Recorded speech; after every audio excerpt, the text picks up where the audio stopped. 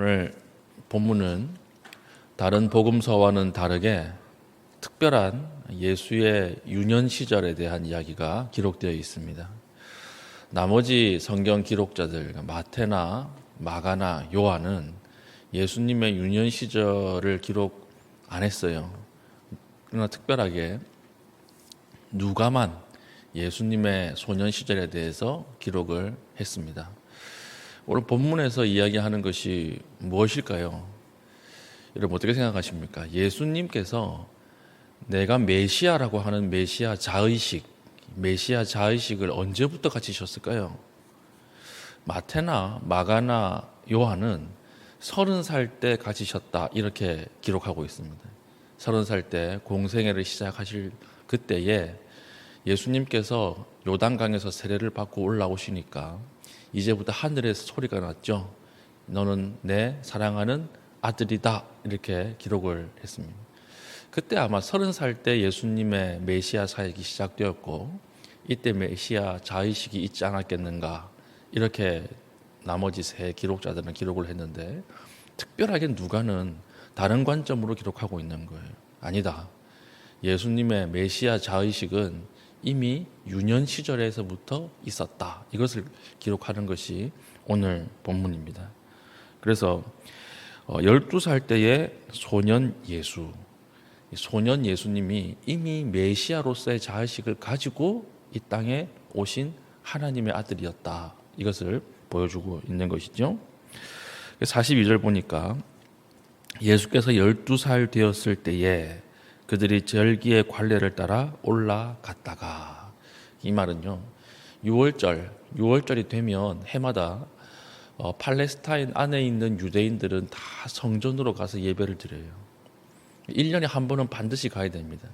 그 당시 팔레스타인 땅 전체에 살던 유대인이 70만 명에서 약 80만 명이었고 해외에 살던 유대인들까지 다 치면 약 200만 명 가까이 됐어요.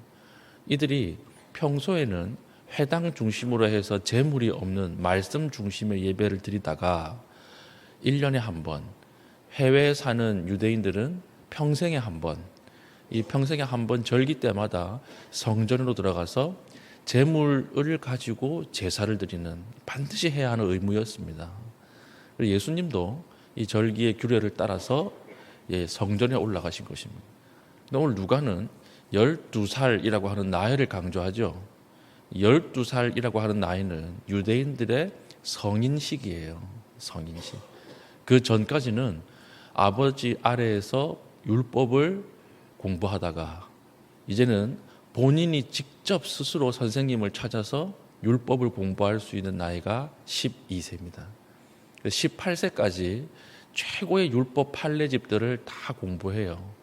이게 12세부터 18세까지가 율법을 이제부터 본격적으로 공부할 수 있는 성인식이라고 하는 거예요. 오늘날도 유대인들 가면요 성전 앞에서 성인식 하거든요. 굉장히 떠들썩합니다. 아마 이런 시절이 이런 때가 아니었겠는가 이렇게 이제 볼 수가 있는 거죠. 예수님이 이제 성인식을 맞이해서 성전에 올라가셨다라고 하는 거죠. 올라가시고 성인식을 마치고 나서 이제 부모가 내려오는데 예수는 안 내려오는 거예요. 예수님은 안 내려오시고 성전에 머무셨다 이렇게 기록을 하고 있습니다. 43절이죠. 그 날들을 마치고 돌아갈 때에 아이 예수는 예루살렘에 머무셨더라. 예수님 가족의 행동을 세 개의 동사로 표현하고 있어요. 올라갔다가 돌아갈 때에 머무셨더라. 여기서 주된 동사는 뭐냐면 머무셨다라고 하는 것입니다. 예수가 하나님의 집에 머무셨다. 근데 그것도 모르고 이제 어머니가 돌아가는데 가족들이 돌아가는데 사람이 워낙 많이 모였으니까 아이를 놓친 거예요. 어디에서 발견했느냐? 오늘 본문 보니까 하룻길을 가다가 아이가 없는 줄 알고 이렇게 됐잖아요. 그러니까 아버지는 엄마에게 가서 붙어서 오겠지 생각을 하고 어머니는 아빠가 데리고 오겠지 이렇게 생각을 하고 내려가다가 아이가 없다는 것을 하룻길, 그러니까 우리나라로 치면 한 30km, 여기서 한 일산쯤 갈 때 올라간다고 치면 일산쯤 갈 때 예수가 없다라고 하는 것을 깨달았던 것입니다. 그러니까 난리가 난 거죠. 난리가 나가지고 이제 왔던 길을 샅샅이 뒤지면서 다시 역으로 주행을 하는 거예요. 결국 어디에서 찾아냅니까? 제일 처음에 있었던 성전에서 어린 예수님을 찾아낸 것이죠. 그리고 나서 이제 부모가 물어봅니다. 너 왜 여기 있냐? 이렇게 물어보는데 그때 예수님은 성전에서 누구랑 대화를 하고 있습니까? 그 당대의 최고의 랍비들과 대화를 하죠. 대화를 하는데 12살 소년이 막힘이 없어요. 46절 사흘 후에 성전에서 만난즉 그가 선생들 중에 앉으사 그들에게 듣기도 하시며 묻기도 하시니 47절 듣는 자가 다 그 지혜와 대답을 놀랍게 여기더라. 죄와 인간의 통찰을 뛰어넘는 메시아의 답변, 메시아의 질문을 하시니까 당대 최고의 율법자들이 이걸 듣고 깜짝 놀라는 사건이 본문에 있습니다. 여기서 놀랐다라고 하는 단어가 굉장히 재미있는 단어인데요. 이 누가복음에 총 3번 나와요. 어디에 나오냐면 오늘 본문에 한 번 나오고 두 번째 어디 나오냐? 회당장 야이로의 딸이 죽음에서 살아날 때에 사람들이 놀랐다 이렇게 되어 있잖아요. 그때 놀랐다는 단어가 이 단어입니다. 그리고 또 어디 나오냐면 예수님의 부활을 지켜봤던 여자들이 무덤 앞에서 놀랐더라 이렇게 되어 있잖아요. 그때 놀랐다가 이 단어예요. 오늘 이 당대 최고의 랍비들이 놀란 것은 왜 놀랐냐? 아이고 애가 똘똘하네 이래 가지고 놀란 게 아니에요. 뭔가 초월적인 거 치고 들어오는 거예요. 인간의 부활을 목격할 정도, 죽은 사람이 일어날 정도의 어떤 메시아적 초월을 체험하고 놀란 거예요. 예수님께서 이 사건들을 성전에서 행하고 계실 때에 부모가 들어오는 거죠. 부모가 다그칩니다. 찾느라고 너무 근심을 했다. 그러니까 예수님께서 내가 내 아버지의 집에 있어야 할 줄 알지 못했습니까? 이렇게 이야기를 하시는 거예요. 내 아버지의 집 이렇게 표현을 했는데 당시 굉장히 위험한 표현이에요. 이 단어가. 왜냐하면 이스라엘 민족이 하나님을 우리 하나님으로 불렀습니다. 그런데 이 우리 하나님은 이것은 혈연 관계가 아니라 언약 관계에서 우리 하나님이에요. 우리 하나님 이 말은 우리 아버지 이 말은 예수님이 계약 당사자이기 때문에 계약의 대표성을 가지는 아버지와 같다. 고대 가구장 사회에서. 그래서 아버지로 부른 것이지. 그래서 항상 앞에 이 주어를 우리 아버지, 우리 하나님 이렇게 붙여야 돼요. 그런데 내 하나님이라고 하는 말, 내 아버지라고 하는 말은 이 무슨 말입니까?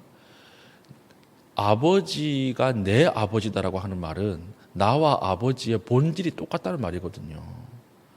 그래서 내가 하나님이다 이 말이에요. 그래서 사도 바울도 돌로 쳐 죽임을 받을 뻔할 때 이게 내 아버지 이렇게 이야기를 하다가 돌로 쳐 죽임을 받을 뻔했고 예수님도 신성모독으로 왜 사형에 넘겨집니까? 왜 죽이려고 그랬어요? 하나님을 내 아버지 이렇게 부른 거예요. 신약 시대에도 예수님께서 하늘에 계신 우리 아버지여 이렇게 기도하라 그렇게 얘기했죠. 신약 시대조차도 예수님을 내 아버지와 너희 아버지, 우리 아버지 구별하셨습니다. 그래서 너희들은 부를 때 우리 아버지 이렇게 불러라 그렇게 명령을 하셨고 오직 예수님만 하나님을 향해서 뭐라고 불렀어요? 내 아버지 1인칭을 사용하셨어요. 내 아버지. 이렇게 신약 시대에도 너희들은 이렇게 내 아버지라고 못 부른다. 예수님의 독특한 메시아 호칭이었던 것이죠. 이 호칭을 12살에 예수님이 쓰고 계셨다라고 하는 말은 무슨 말일까요? 내가 메시아라는 뜻이에요. 내가 메시아다. 내가 오기로 한 그 메시아다. 이것을 볼 때 이미 예수님 12세 때 메시아에 대한 자의식을 깊이 가지고 계셨다. 이것을 우리가 알 수가 있는 것입니다. 그래서 마리아가 이걸 이해 못해요. 처음에. 이해 못하다가 나중에 예수님 부활하고 나서 그때 어린 예수가 했던 말이 이런 뜻이었구나. 이것을 깨닫고 누가복음에 기록이 되어 있는 것입니다. 우리가 여기서 마리아에게 볼 수 있는 중요한 영적 태도가 하나 있죠. 그때는 몰랐어요. 그때는 모르고 넘어갔습니다. 근데 언제 깨달아요? 뒤에 깨달아요. 우리도 마찬가지예요. 우리도 하나님의 뜻을 깨닫지 못할 때가 대부분이에요. 이해하지 못할 때가 대부분이에요. 그런데 언제 깨달았습니까? 시간이 지나면 깨달아요. 시간이 지나면 이해할 수 있습니다. 우리가 너무 영적 결벽증으로 나아갈 필요 없어요. 이게 하나님 뜻인가 아닌가 기도하는데 아무런 응답이 없다 그러면 계속 하십시오. 그게 하나님 뜻일 확률이 많아요. 제 경험상 보면 하나님이 됐다, 그 정도 그렇게 하면 되겠다 하면 응답 안 하시거든. 우리의 신앙의 깊이가 깊어질수록 하나님은 숨으신다는 거 아세요? 숨으시는 하나님. 하나님이 숨어 계실 때 드러난 하나님이 하시는 일보다 훨씬 많은 일을 하십니다. 우리의 신앙을 훨씬 더 강화시켜요. 그래서 우리가 매일 기도할 때마다 100개 기도했는데 100개 다 응답된다, 그렇지는 않은 것 같아요. 어떤 사람 매일 응답 받는다 그러는데 어떻게 그렇게 받는지 모르겠어요. 보통 하나님 응답 안 하십니다. 응답 안 하시고 그냥 놔두세요. 이것이 깊은 죄가 아니고 하나님의 길을 떠나 있는 방식이 아니라면 그래, 계속 해라, 계속 나가라, 이렇게 하나님께서 침묵하시는 거예요. 마리아가 이해되지 않는 일을 할 때, 이해되지 않는 사건이 들어올 때 그 마리아가 받아들이는 신앙 방식은 무엇이었습니까? 덮어놓고 일단 넘어가는 거예요. 그럼 언제 깨달아요? 뒤에 일이 다 마치고 지나가고 난 뒤에 깨달을 수 있다라고 하는 것입니다. 오늘 우리에게 일어나는 이해되지 않는 일들, 더 기다려야 하는 일들 덮어놓고 하나님을 신뢰하고 넘어가십시오. 그러면 반드시 우리 생애 중에 어떤 순간에 그때 이 일이 이렇게 하나님의 계획이 있었구나라고 하는 것을 깨닫게 될 것이라고 하는 거죠.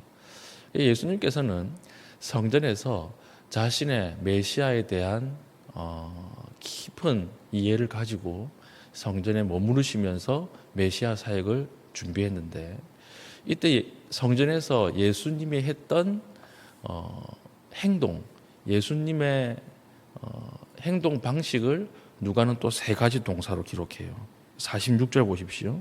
사흘 후에 성전에서 만난즉 그가 선생들 중에 앉으사 그들에게 듣기도 하시며 묻기도 하시니.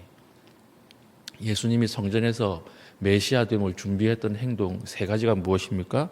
앉으사, 듣고, 물었다라고 하는 거죠. 이 압축하면 예수님은 성전에 머무시면서 듣고 묻고 머무셨다. 머무시면서 듣고 물었다. 이게 예수님이 하나님 앞에서 취한 행동이에요. 예수님이 메시아 사역을 어떻게 준비하셨습니까? 하나님 앞에 머무르면서, 그리고 2번째는 들으면서, 3번째는 물었다. 이게요, 오늘 우리 기도하는 방식이어야 합니다.